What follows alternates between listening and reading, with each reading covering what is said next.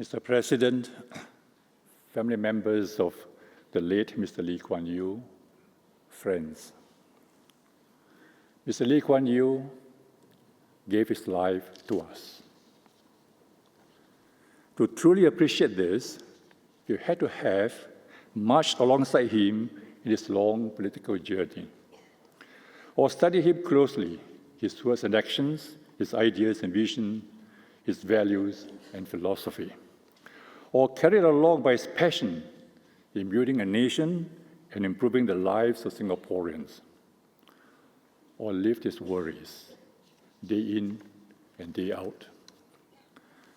To Singaporeans, he was our first Prime Minister, our leader who fought for our independence, the man who turned Singapore from third world to first, our national father. For me, he would always be my teacher. I first met Mr. Lee in 1958 when I went to his office to invite him to speak to my school. He was the leader of the opposition. Later, I nervously chaired the talk to a packed hall. That was my high point in school. Mr. Lee Kuan Yew was Singapore, but it surprised me that he had earned that accolade just 2 years after Singapore's independence. On a field trip with my class of international students to Puerto Rico in 1967, a Puerto Rican excitedly shouted, "Chino, Chino," when they saw me. I shouted back, "Singapore." He replied, "Lee Kuan Yew." Mr. Lee drove his people hard because he had to toughen fledgling Singapore quickly. As he put it, he had to account for the lives of millions of Singaporeans. He rallied and united a disparate population to share a common identity. He braved necessary long-term painful policies. Farmers were resettled and land acquired. Old malls and temples made way for public housing, roads and schools. Gangsters and drug traffickers were detained without trial.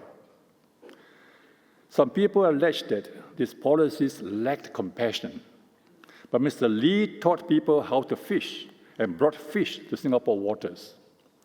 He housed and schooled millions. He gave us safe streets and parks. He was a leader, not a populist politician. The outpouring of grief, gratitude, and love for him says it all. People know that Mr. Lee did immense good for them. Mr. Lee consulted widely with colleagues and people he trusted. He told his backbenchers to bring out the people's concerns and gossip from the coffee shops and the hawker centers. Mr. Lee never muzzled anyone, but he robustly defended his convictions and Singapore's interests, very often to the discomfort of his critics. To those he believed were out to destroy Singapore, he put on his knuckle dusters. Mr. Lee was a good teacher. He was always scanning the future, anticipating challenges, preempting problems, and thinking out solutions. He shared with the cabinet useful articles, his conversations with world leaders, and insights from overseas trips. He studied best practices and explored innovative ideas for Singapore. Where there were no precedents, he thought out creative and innovative solutions. Mr. Lee was a worrier. He worried incessantly whether Singapore would survive after he and the old guard were gone. He wanted to be judged on this, not by the city he had built and the lives he had improved.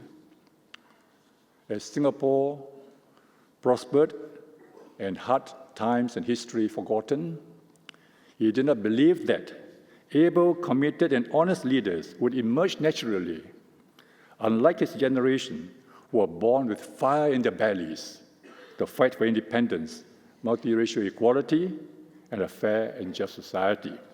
And so Mr. Lee single-mindedly planned for leadership succession. He emphasized character, motivation, commitment, and ability over academic grades. He underlined the importance of having the moral authority to govern.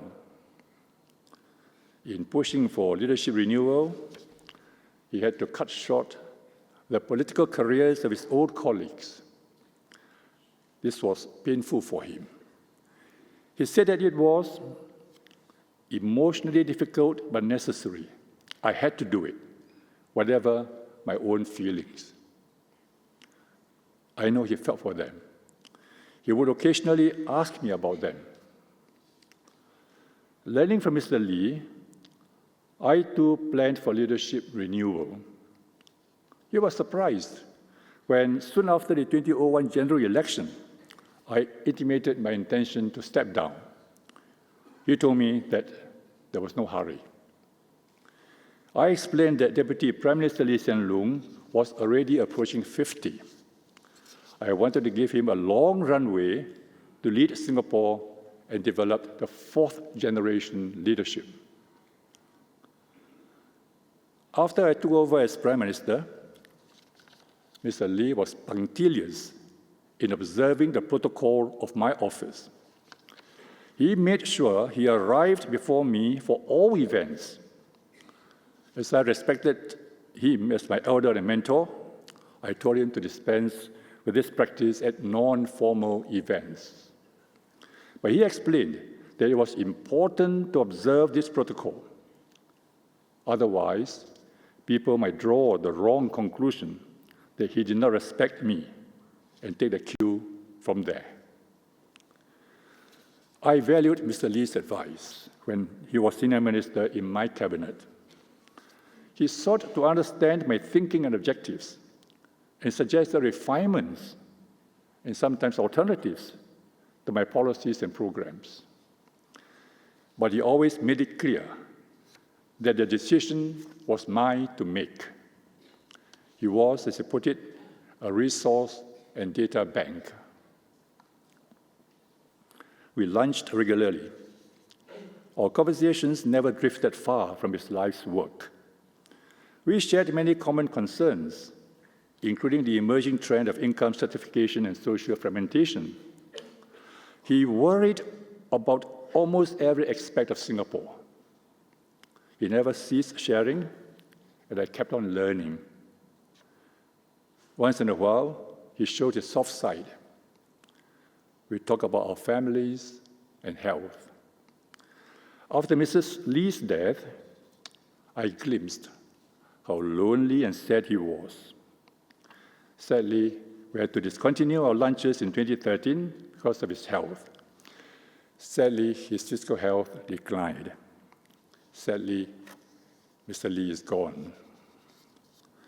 I cannot put his legacy more eloquently than his old guard comrade, the late S. Rajaratnam. He wrote,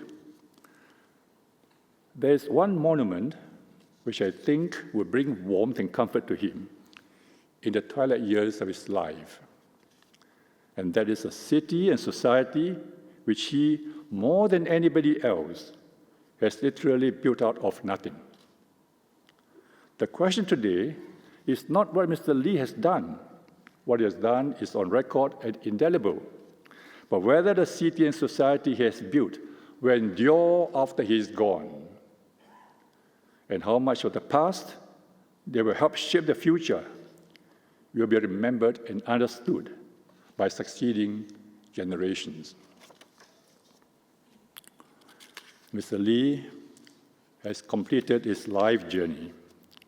He transformed our lives. He touched our hearts. We grieve. But I believe Mr. Lee would say, what to do, this is life. He would want us to move on with the Singapore story. He would want us to fight our own battles and conquer our own peaks. He would want Singapore to succeed. Long after he's gone, we must honor him. I've seen and heard many acts of kindness over the past week. Singaporeans helping those who need help, staying strong together, even as we mourn. This shared, compassionate moment is the people's tribute to Mr. Lee. Let us stay united across race and language, religion, across young and old, across rich and poor, across our whole society, to write an exciting sequel to his and our Singapore story. Thank you, Mr. Lee.